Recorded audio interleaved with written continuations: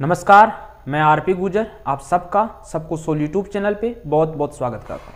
जो आज की हमारी क्लास होगी वो पटवारी एग्ज़ाम 24 तारीख को जो हुआ था उसका मैं मैथमेटिक्स के सभी क्वेश्चन कराने वाला हूँ। तो आप अपने क्वेश्चनों की मिलान भी कर सकते हैं और उनको समझ भी सकते हैं। तो इस वीडियो को बिल्कुल स्किप मत करना। इससे पहले मैं आपसे एक रिक्वेस्ट करता हूँ कि अभी तक मेरे इस यूट्यूब चैनल को अगर सब्सक्राइब नहीं किया है तो प्लीज़ सब्सक्राइब कर लीजिए, बेल आइकन को भी ऑन कर लीजिए जिससे आने वाले हर वीडियो की नोटिफिकेशन सबसे पहले आप तक पहुंच सके। तो देखिए, जो शिफ्ट प्रथम थी 24 तारीख को क्वेश्चन नंबर 138वां है, उसमें वो बोलता है कि चक्रवर्ती ब्याज पर जमा की गई रुपये 12,000 की राशि 5 वर्ष में दुगनी हो जाती है। तो 20 वर्ष बाद यह कितनी होगी यह आपको बताना है। तो इसको आपको मैं ना तो इसमें आपको फॉर्मूला बताऊंगा ना कोई ट्रिक बताऊंगा, ओनली थॉट प्रोसेस पे हम इसे सोल्व करेंगे। यानी जो हमें प्रिंसिपल दे रखा है वो दे रखा है 12,000, ठीक है, ये आपका प्रिंसिपल है। फिर बोल रहा है कि 5 वर्ष बाद ये दुगनी हो जाती है। तो 5 वर्ष में ये प्रिंसिपल है वो 2p हो जाएगा। फिर 10 वर्ष में कितना होगा, दुगना हो रहा है हर 5 वर्ष में, तो 10 वर्ष में 4p हो जाएगा और 15 वर्ष में 8p और 20 वर्ष में ये हो जाएगा हमारे पास 16p यानी 16p हो जाएगा। कैसे हुआ, प्रश्न में दे रखा है कि जो राशि है प्रिंसिपल है वो 12,000 रुपए है और वो 5 वर्ष में दुगना हो जाता है, 2p हो जाता है, 10 वर्ष में फिर दुगना होगा ये प्रिंसिपल। चक्रवर्ती ब्याज पूरे पे ब्याज लगता है न कि ब्याज पे, यानी ये टोटल जुड़ता है। 1 साल का निकालेंगे चक्रवर्ती ब्याज, उसमें जो ब्याज आएगा वो ऐड करेंगे, फिर दूसरे साल में निकालेंगे। तो इस प्रकार ये पूरा दुगना होगा। ऐसे नहीं कि ये दुगना हो रहा है, ये पूरा 2p होगा, फिर पूरा 4p है ना, ये दुगना होगा, 8p हो जाएगा, 16p हो जाएगा। तो 16 को आप प्रिंसिपल से गुना कर दो, आपका आंसर आ जाएगा कि 20 वर्ष में ये जो मूलधन 12,000 रुपए दे रखा है ये कितना हो जाएगा। तो देखो 16 को आप 12,000 से गुना करो, 16 को आप 12,000 से गुना करोगे तो आपका जो आंसर निकल के आएगा वो आएगा 1,92,000 रुपए। यही आपका क्या है, आंसर है। तो आप मिलान कर लीजिए कि आपने एग्जाम में क्या सही आंसर पे टिक किया है। तो सही आंसर पे टिक किया है तो आपका आंसर सही होगा, और गलत पे टिक किया है तो आपका आंसर गलत होगा। तो क्वेश्चन नंबर 38 उम्मीद करता हूं आपको समझ में आया होगा। चलिए नेक्स्ट क्वेश्चन देखते हैं, क्वेश्चन नंबर 139वां। आप देख, ये रहा क्वेश्चन नंबर 39। क्वेश्चन नंबर 39 बोलता है कि 24 संतरों का मूल्य हमें दे रखा है कितना, 72 रुपए दे रखा है। तो आपको बताना है कि 120 संतरों का मूल्य कितना होगा। तो इस प्रकार के प्रश्नों को हमेशा ध्यान रखना। हमें अगर एक का मालूम चल जाए कि एक संतरे का मूल्य कितना रुपए है तो हम उसे 120 से गुना कर देंगे। ये थॉट प्रोसेस है। देखो कैसे करेंगे इसे सोल्व। यानी 24 का जो मूल्य दे रखा है वो 72 दे रखा है, तो 1 का कितना आएगा 72/24, और आपको ज्ञात कितने का करना है 120 का। 120 लगा दो, कैंसिल कर दो, 5 से कैंसिल हो जाएगा, 10 और 360 आएगा, जो किसका आएगा 120 संतरों का जो मूल्य होगा वो 360 आपका आंसर आएगा। उम्मीद करता हूं क्वेश्चन समझ में आया होगा। यहां पे आपको कुछ नहीं करना है, ओनली एक का निकालना है। आप ये गलती मत करना कि 72 में पहले 24 का भाग दोगे तो टाइम लग जाएगा। भाग मत देना, डायरेक्ट मल्टीप्लाई करना, क्योंकि भाग देने में पॉइंटों में आपके आंसर आएंगे। 4 3 12, पॉइंटों में तो नहीं आ रहे, इंटू 3 से करो 12 7, 3 से मल्टीप्लाई कर लो फिर इसे गुना कर लो, सही आंसर आएंगे। कैसे भी कर लो आप, आपके आंसर कितने आएंगे 360 आएंगे। तो 139वां क्वेश्चन भी उम्मीद करता हूं समझ में आया होगा। चलिए हम 140वां क्वेश्चन कराते हैं। नेक्स्ट क्वेश्चन देखो आप, ये रहा क्वेश्चन नंबर 140। इस प्रकार के क्वेश्चन क्या होते हैं, ये भाषा पे आधारित होते हैं। इनका आंसर भी पर्सन में ही होता है और पर्सन भी पर्सन ही होता है। तो आंसर अगर इस जो बोल रहे हैं पर्सन उस तरह आप करते चलोगे स्टेप बाय स्टेप तो आपका आंसर बहुत जल्दी आ जाएगा। और यहाँ पे कोई ट्रिक यूज करने की जरूरत नहीं है। ट्रिक भी बताऊंगा मैं टॉपिक में, लेकिन इसे मैं ओनली थॉट प्रोसेस के आधार पे आपको बताऊंगा कि थॉट प्रोसेस क्या है। कि जैसे पर्सन बोलता है वैसे कर दो। पर्सन बोल रहा है कि ए का 30%, तो ए का 30% इंटू 100 बराबर दे रखा है बी के 3/5 के 20% के, बी के 3/5 के 20% के बराबर दे रखा है। तो यहां पे गुना है, मल्टीप्लाई है, तो मल्टीप्लाई में जो बराबर होती है वो संख्या कट जाती है, तो नीचे 100 से 100 कट जाएगा, 100 से 100 कट जाएगा। या आप मालूम हो तो इसे पहले ही मत लिखो कि आपको मालूम होगा 30% इधर 20%, तो 100 तो हमेशा कट जाएगा।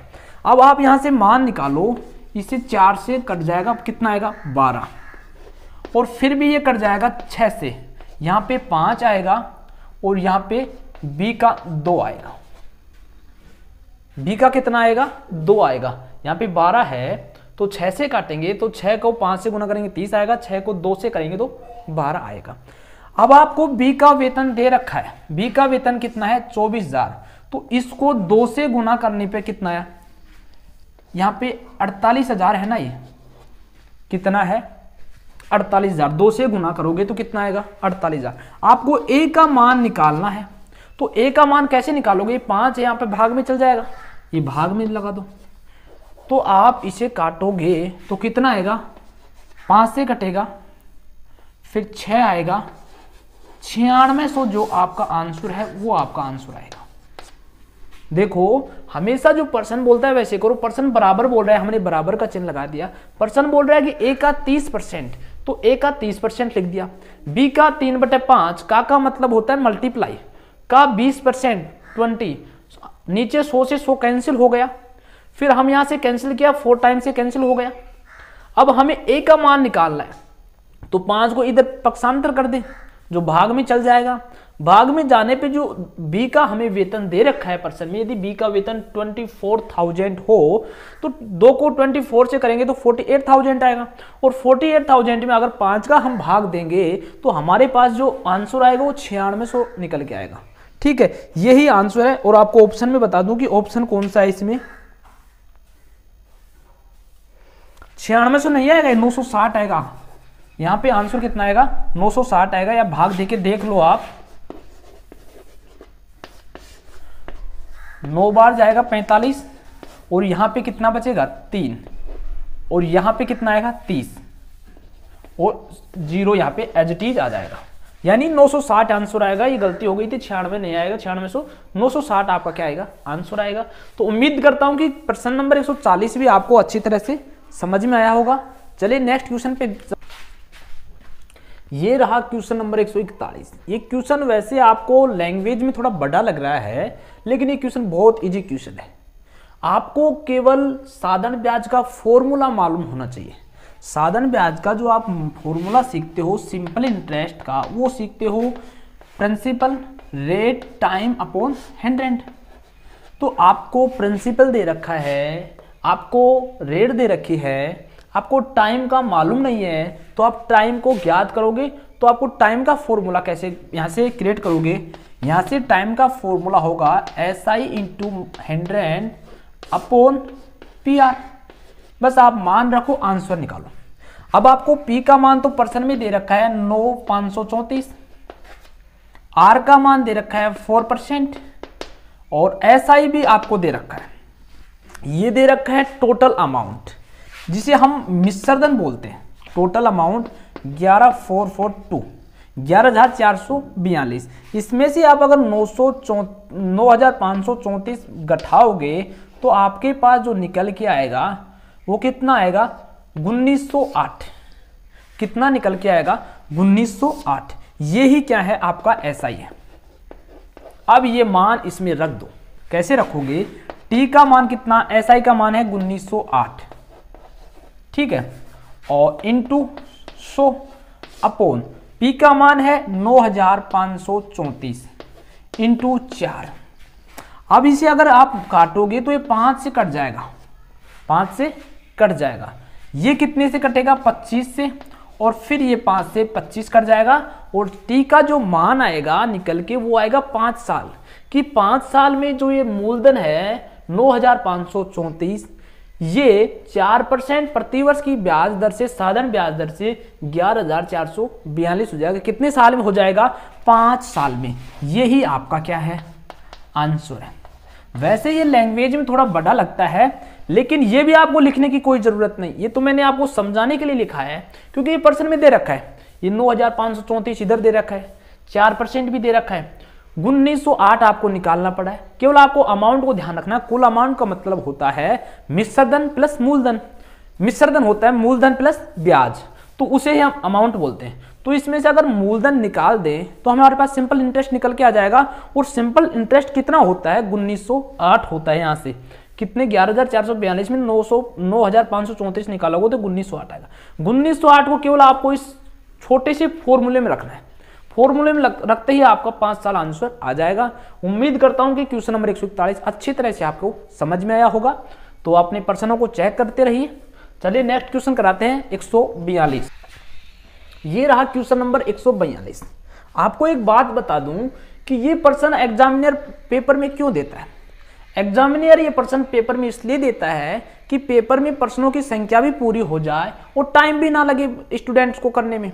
तो देखो इसे हम सोल्व करते हैं, इसमें टाइम नहीं लगाना है, आपको ओनली माइंड में सोचना है कि 31 20 है, भाग का मतलब डिवाइड है, और ये मल्टीप्लाई है 13 × 30। अब देखो आप इसको भाग दोगे तो टाइम लगेगा, आपको पहले सोचना है। अगर हम इसे 100 से गुना कर दें तो ये तो 2600 ही रहेगा, लेकिन हमें 3100 चाहिए।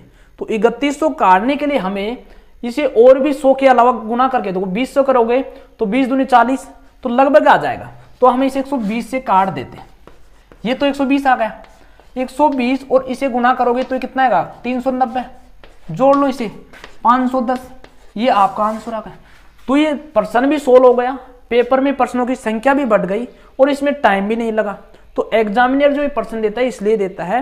तो आपका ये आंसर था 510। उम्मीद करता हूं समझ में आया होगा, और अपना पेपर का मिलान करते रहिए। चलिए नेक्स्ट क्वेश्चन कराते हैं, क्वेश्चन नंबर 143। ये देखो क्वेश्चन नंबर 143 बोलता है कि एक आयताकार क्षेत्र का परिमाप आपको 480 मीटर दे रखा है, लंबाई और चौड़ाई का अनुपात दे रखा है, उसका क्षेत्रफल ज्ञात करना है। आपको अगर कोई भी प्रश्न में अनुपात देता है तो समझ लीजिए कि अनुपात मल्टीप्लाई में है, यानी 5 के साथ कोई संख्या गुना में होगी तो ही वो लंबाई के रूप में निकल के आएगी, चौड़ाई के साथ भी कोई संख्या गुना में होगी। तो हम का अनुपात है 5:3। तो परिमाप को आपको फॉर्मूला थोड़ा मालूम होना चाहिए, क्या होता है 2 कोष्टक L + B। तो आप केवल मान रखो, L इसे मान लो, B इसे मान लो, कितना हो गया 8। 8 को 2 से करो, कितना आया 16। 16 किसके बराबर आएगा 480 मीटर के बराबर आएगा। तो 16 इक्वल रहेगा 480 मीटर। तो 1 किसके बराबर रहेगा, 1 रहेगा 30 के बराबर। 1 किसके बराबर रहेगा 30 के।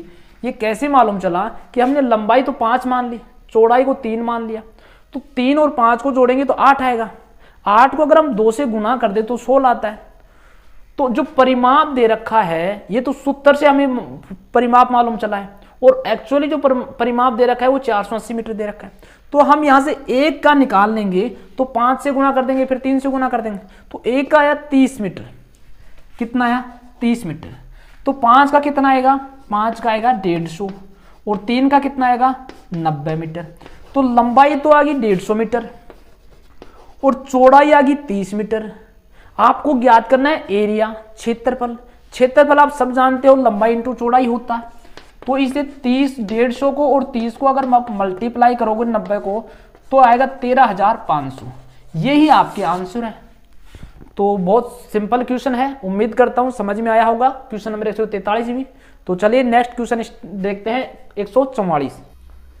तो ये देखो क्वेश्चन नंबर 144 बोलता है कि 4% चीनी वाले 6 लीटर घोल में 1 लीटर पानी वाष्पित कर दिया जाए, हम गर्म करें और 1 लीटर पानी वाष्पित हो जाए तो बचे हुए घोल में चीनी का आपको परसेंटेज बताना है। तो कैसे ज्ञात करोगे, देखो यानी 4% घोल है, ये किसका 4% है 6 लीटर का। तो सबसे पहले तो आपको 6 लीटर का 4% निकालना पड़ेगा। निकालो 6 का 4% कितना होता है, 6 लीटर का 4% होता है, यहां से इसे गुना कर लो 0.24 kg, यानी 24 kg चीनी है 6 लीटर में।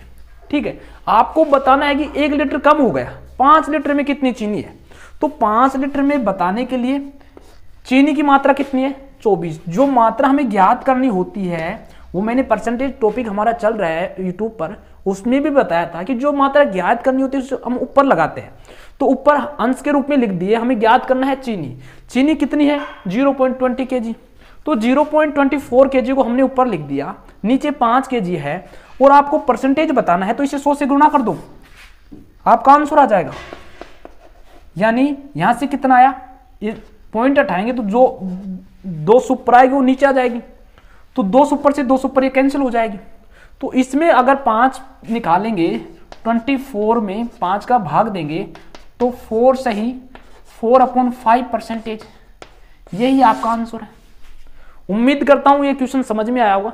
इसी और भी अगर आप चेंज करना चाहते हो तो कर सकते हो, यानी कितनी बार जाएगा 8 बार, 4.8% आंसर है।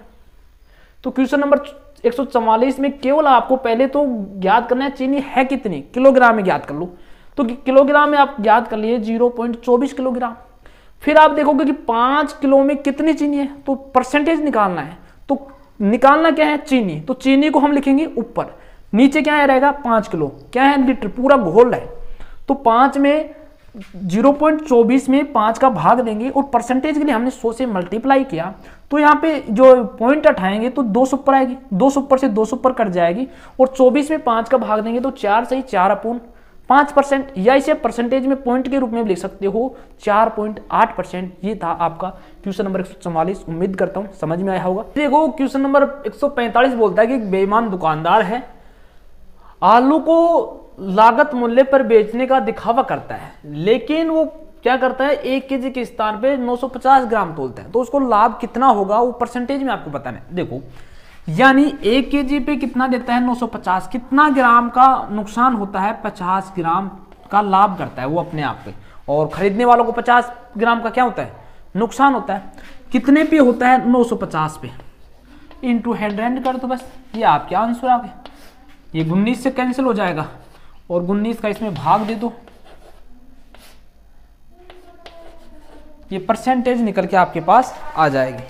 क्या आएगी परसेंटेज निकल के आ जाएगी, कितनी परसेंट आएगी 5.26%, ये आपका आंसर। यहाँ पे आपको देखना है कि कितना लाभ हो रहा है, लाभ हो रहा है 50 ग्राम का 1 किलो पे, तो कुल कितना है 900 ग्राम, 950 बेचता है तो 50 ग्राम बचाता है, बेचता 950 ग्राम है और 50 ग्राम बचाता है, तो आपको लाभ परसेंट ज्ञात करने के लिए 100 से मल्टीप्लाई कर दो, आपके आंसर हो जाएंगे 5.26%। उम्मीद करता हूं कि क्वेश्चन 145 आपको समझ में आया होगा। चलिए नेक्स्ट क्वेश्चन देख, ये रहा क्वेश्चन नंबर 146। क्वेश्चन नंबर 146 जो केवल मान पूछ रहा है, यदि 21A + 21B का मान 1134 है तो आपको A और B का औसत कितना होगा ये ज्ञात करना है। इस प्रकार के प्रश्नों को ऑप्शन से सोल्व करना और भी आसान रहेगा, इसलिए मैं क्वेश्चन 146 को, नंबर 146 को मैं ऑप्शन की सहायता से सोल्व कराता हूं। सबसे पहले तो देखो इस नंबर में इस पूरा जो ये पद दे रखा है इसमें कॉमन क्या है, 21 कॉमन है, तो 21 कॉमन के रूप में निकाल लो, कोई दिक्कत नहीं है, A + B। अब A और B का मान ऐसा लो कि उनमें 2 का औसत का मतलब होता है कि जितने नंबर हैं उसका भाग देंगे, तो 2 नंबर है तो 2 का भाग दें तो हमारे पास 1134 आ जाए, उसे 20 से गुना करने पर, ये हमें ज्ञात करना। तो हम सबसे पहले 56 लेंगे, तो 56 का दुगुना करेंगे, कितना होगा 112, 112 को 20 से गुना कर लो, 112 को पहले आप 20 से कर लो तो 224 यानी 2240 हो जाएगा। हमें 1134 चाहिए, ये तो नहीं है, 20 लो, 20 को 20 से गुना करो 400 आएगा, तो 21 से मत करो ना, 21 में गुना करने में दिक्कत है, तो वैसे 400 कितना आएगा 21 दूनी 42 420 आएगा, लेकिन 1134 चाहिए हमें, तो ये भी ऑप्शन नहीं रहेगा। अब 27 को देखो, 27 का दुगना कितना होता है, यानी 27 तो औसत है ना, 27 तो यहाँ पे 40 को कैसे करोगे, 40 को 21 से गुना करोगे तो 20 से करो 800 के लगभग आएगा, लेकिन हमारे 1100 है, नहीं ऑप्शन बैठ रहा है। 27 का होता है 54, इसको 21 से अगर आप गुना करोगे तो यहाँ पे तो 4 आएगा और यहाँ से 8 बचेगी, 21 5 105 और 8 113, ये ऑप्शन आ गया, तो आपका ऑप्शन सी करेक्ट रहेगा। आपको ये सोचना है कि जो क्वेश्चन ऑप्शन से कटता है उसे ऑप्शन से काटो, जो क्वेश्चन ट्रिक से करता है उसे ट्रिक से हटाओ, जो थॉट प्रोसेस पे कार्य करता है उसे थॉट प्रोसेस से हटाओ। कैसे भी करके आपको कम से कम टाइम में अपना क्वेश्चन कंप्लीट करना है, अपना पेपर कंप्लीट करना है, तभी आपका सिलेक्शन होगा।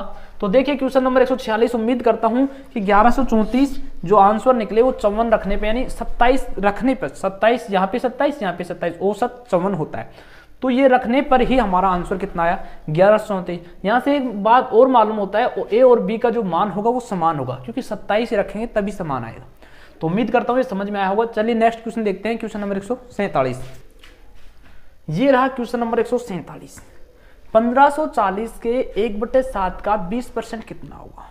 यहाँ पे केवल आपको कैलकुलेशन करना है, पर्सन में कुछ नहीं समझना है, पर्सन अपने आप स्टेप बाय स्टेप दे रखा है। देखो 1540 है, एज इट इज लिख लो। के का मीनिंग होता है मल्टीप्लाई, 1/7 को एज इट इज लिख लो, 20 को एज इट इज लिख लो। इसको काटोगे तो 220 से कटेगा, 220 को 20 से गुना करोगे तो कितना आएगा 4400। कितना आएगा 4400। लेकिन ये परसेंटेज में है तो 1/100 लगाओ परसेंटेज का। यहाँ पे 1/100 से इसे मल्टीप्लाई करोगे, आपका आंसर 44 निकल के आएगा। यही आपका आंसर है। तो आज का जो हमारा पटवारी का शिफ्ट यानी दिनांक 24 तारीख का था और शिफ्ट पहले का था, उसका मैंने एनालिसिस करा दिया है। तो उम्मीद करूंगा कि आप अपने क्वेश्चनों के मिलाव इस लेक्चर से कर लोगे। और आज जो नेक्स्ट लेक्चर डलेगा वो मैं कराऊंगा आरईएस में जो मैथमेटिक्स के क्वेश्चन आए हैं उनको सोल्व कराऊंगा। तो इससे पहले मैं आपसे एक बार दोबारा रिक्वेस्ट करता हूं कि मेरे YouTube चैनल को जरूर सब्सक्राइब कर लो, बेल आइकन को भी ऑन कर लो, जिससे आने वाले हर वीडियो की नोटिफिकेशन सबसे पहले आप तक पहुंच सके। और मेरी इस जो वीडियो बनाता हूं अगर अच्छा लगे तो लाइक करना, शेयर करना। Thank you for watching.